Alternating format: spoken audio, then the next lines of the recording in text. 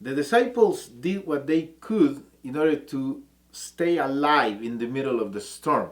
But what happened in this story after the threat of death in that storm in the Sea of Galilee? Stay with me and I'll let you know what happened.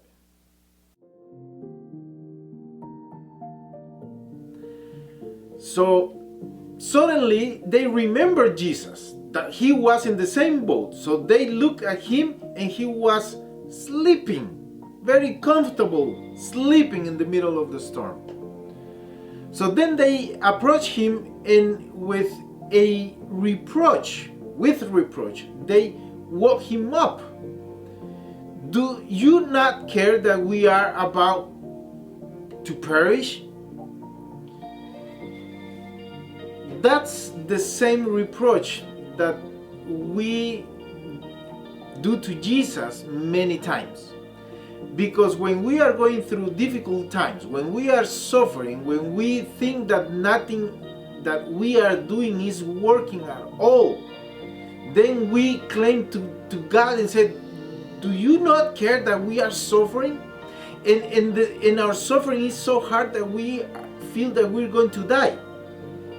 And the perception that we have is that Jesus is probably passive. He's probably asleep.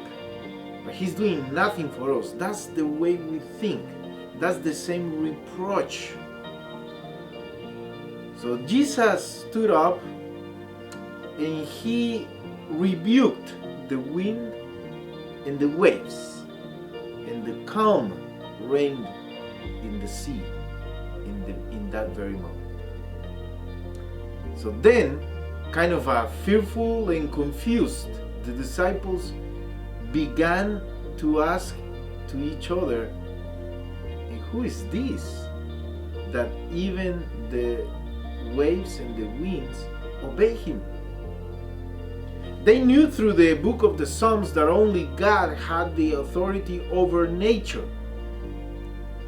But they were trying to land to a conclusion. They didn't have the answer.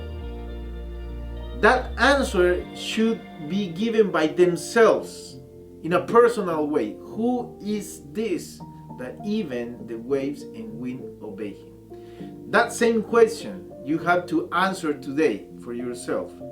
Who is Jesus for you? See you tomorrow.